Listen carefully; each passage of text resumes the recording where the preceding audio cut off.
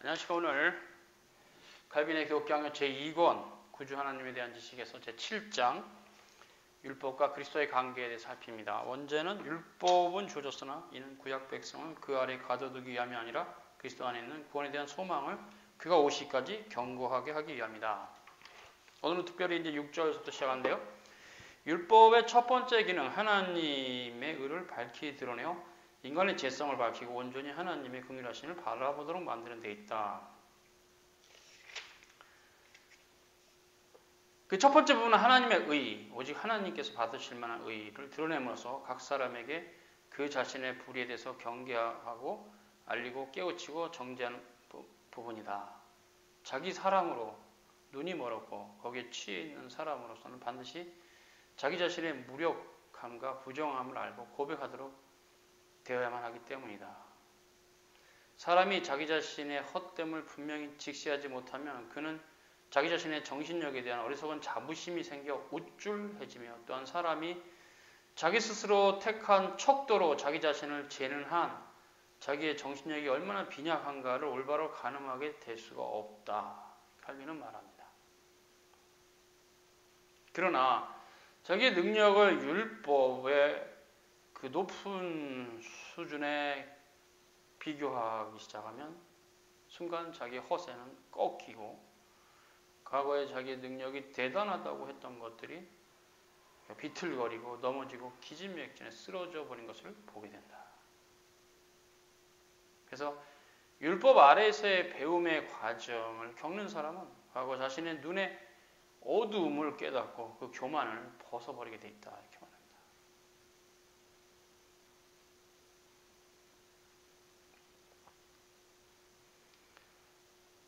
사람이 자기 자신의 판단에 근거하여 서 있는 동안 그 사람은 외식을 의로 치부하고 의를 가장하는 거짓된 행위로서 하나님의 은혜를 대적하는 자가 된다. 이렇게 칼빈은 말합니다.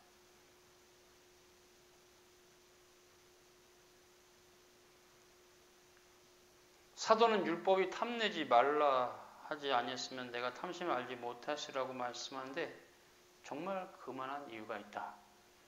굴 속에 숨어있는 탐심이 율법에 끌려서 바깥으로 나오지 않으면 탐심은 사람이 느끼지도 못할 만큼 지극히 은밀하게 찔려서 멸망에 빠뜨립니다. 죄가 죄인 줄 모르면 죄를 계속 행하죠. 그래도 모르죠. 죄가 죄인 줄 알면 그 아는 순간 당장 선하게 살 수 없어도 최소한 뻔뻔하거나 오만할 수는 없어요. 그것은 신앙의 진전입니다. 신앙의 진전이 없는 사람은 죄가 죄인 줄 모르고 살기 때문에 아주 오만하고 뻔뻔하고 속된 말로 지잘난 맛에 살다가 죽어요. 그러나 하나의 율법의 자신을 비춰오면 그 율법의 의를 우리가 완전히 행할 수 없어도 오히려 그렇기 때문에 더더욱 자신이 겸손하게 될 수 있죠. 내 힘으로 율법을 행할 수 없다 깨달으니까. 그래서 이제 칼빈이 이런 말을 하는 거죠. 자기가 자기의 척도로 가지고 있으면 자신의 정신력이 얼마나 빈약한 줄 모른다. 그것이 교만이라는 질병인데 외식을 하게 돼 있고 거짓된 의를 가장하고 하나님의 은혜를 대적한다. 정확한 지적입니다. 7절 율법이 정죄 기능이 있으나 고유한 가치는 사지 않는다. 율법은 마치 거울 같다. 이렇게 칼빈은 말하면서요. 거울에 이렇게 얼굴을 대면 자신의 얼굴에 얼룩이 묻어 있다면 보이는 것처럼 율법은 그런 역할을 한다. 그래서 로마서 3장 20절 율법으로는 죄를 깨닫는다. 율법이 들어온 것은 범죄를 더하게 하려 합니다. 율법은 진노를 이루게 한다. 결국 말할 수 없게 하는 거죠. 자신의 기준으로 살아가면 대단한 사람이라고 착각하는데 하나의 율법이 들어오는 순간 인간은 대단한 거는 고사하고 우리 힘으로는 구원도 받지 못한다. 내 힘으로는 나의 의로는 구원받지 못하는 깨닫게 되죠.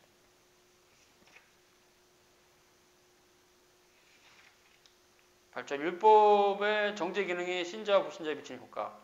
율법의 증언으로 우리 모두의 사악함과 정죄의 상태가 분명히 드러나지만 그렇다고 해서 우리가 곧바로 모든 소망을 포기하고 절망 속으로 들어가게 되는 것은 아니다. 율법의 증언에서 정당한 유익을 얻기만 한다면 그렇게 되지 않는다.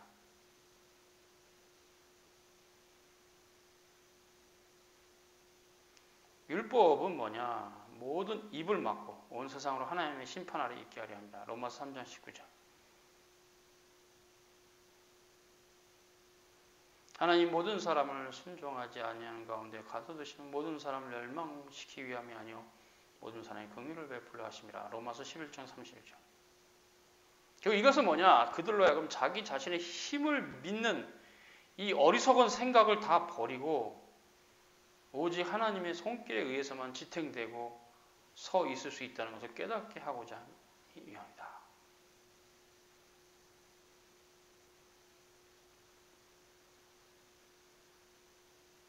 그래서 그들의 벌거벗은 상태를 율법으로 드러내므로 빈손으로 하나님의 긍휼하심에 나아가며 그 안에서의 온전한 안식을 추구하게 하려는 것이다.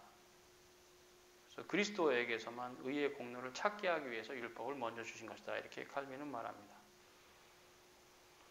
율법의 정죄 기능에 대한 어거스틴의 진술을 봅니다. 율법이 주어진 것은 바로 이런 목적, 즉 스스로 위대한 당신을 작게 만들고 당신 자신의 힘으로 의에 이룰 수 없다는 것을 보여줘 무력하고 무가치하며 필접한 상태에 있는 당신을 하여금 은혜로 나아가도록 하기 위함이다. 이렇게 어거스틴이 진술을 말하고 있죠.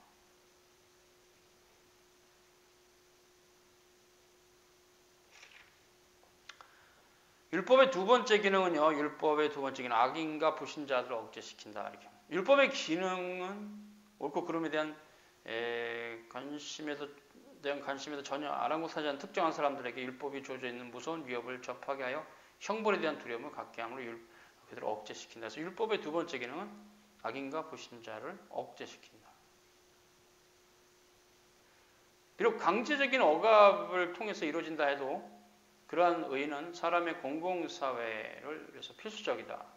주께서는 모든 일이 소동과 혼란 속에 있지 않도록 보살펴서 공공사회 안녕과 질서를 유지하게 하시는 것이다. 그래서 율법의 두 번째 기능은 악인과 불신자들을 억제시키는 거죠. 율법은 옳은 사람을 위해서 세운 것이 아니오 오직 불법한 자와 복종치 아니하는 자를 그동안 경건하지 아니한 자와 죄인과 거룩하지 아니한 자와 망령된 자, 아버지를 죽인 자, 어머니를 죽인 자, 살인자며 음행하는 자, 남색하는 자와 인신매매하는 자와 거짓말하는 자와 거짓 맹세하는 자와 기타 바른 교훈을 거둔 자를 위해서 있다. 그러니까 그들의 기준이 되는 거죠.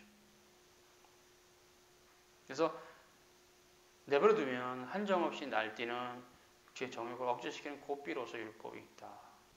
그래서 11절에 관련한 율법은 초등교사다. 몽학선생이라 말합니다. 율법은 우리를 그리스도로 인도하는 몽학선생이다. 이렇게 말을 하고 있습니다. 갈라디아서 3장 24절. 자기들의 덕과 자기들의 의에 대한 확신을 가득 채워서 먼저 그것들을 다 비우지 않으면 그리스도의 은혜를 받기 합당하지 않는 자들은 율법을 통해서 자신들의 비참한 처지를 깨달아야 된다고 말하고 있어요. 그래서 과거에 율법을 몰랐을 때 부족한 줄 몰랐던 자신을 겸손히 낮춰서 하나님을 찾게 되는 형태가 있다는 거죠.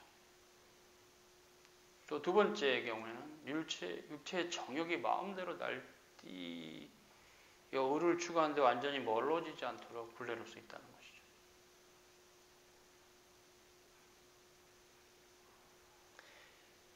율법의 세 번째 기능은 신자들을 가르치며 권고하는 것이다. 신자들에게도 율법 필요하다. 이 세 번째 기능이 율법의 주된 기능이다. 하나님 성령께서 율법을 가지고 신자들을 다스리기 때문에. 율법은 사모하는 바 주의 뜻을 본질을 날마다 더 철저하게 배우게 하고 그 뜻을 깨닫고 있으면 확정해 주는 최고의 도구다. 이는 마치 마음을 다하여 주인을 섬기고자 하는 종이 주인의 뜻에 자기 자신을 온전히 맞추기 위해서 주인의 이모저모를 살피고 관찰하는 것 같다. 날마다 율법의 교훈을 받아 하나님의 뜻을 더 순전하게 아는 일에 새롭게 전진해 나갈 필요가 없는 사람은 없다. 율법을 묵상하여 순종하고자 하는 마음이 일깨움을 받고 강건해져서 미끄러운 범죄 길에서 다시 돌이킴 받는 것이다. 그래서 율법은 육체에게 마치 게으른 나귀를 때리는 채찍과도 같아서 육체를 일깨운다. 신령한 사람이라도 아직 육체의 무게에 완전히 해방되어 있지 않으므로 율법이 그 사람을 끊임없이 찔러서 그냥 나태하게 하지 못하게 하는 것이다. 여호와의 율법은 완전하여 영혼을 소생케 하고 여호와의 증거는 확실하여 우둔한 자를 지혜롭게 한다. 여호와의 교훈은 정직하여 마음을 기쁘게 하고 여호와의 계명은 순결하여 눈을 밝게 한다. 주의 말씀은 내 발의 등이요 내 길의 빛이다. 시편 19편 7, 8절과 시편 119편 105절입니다.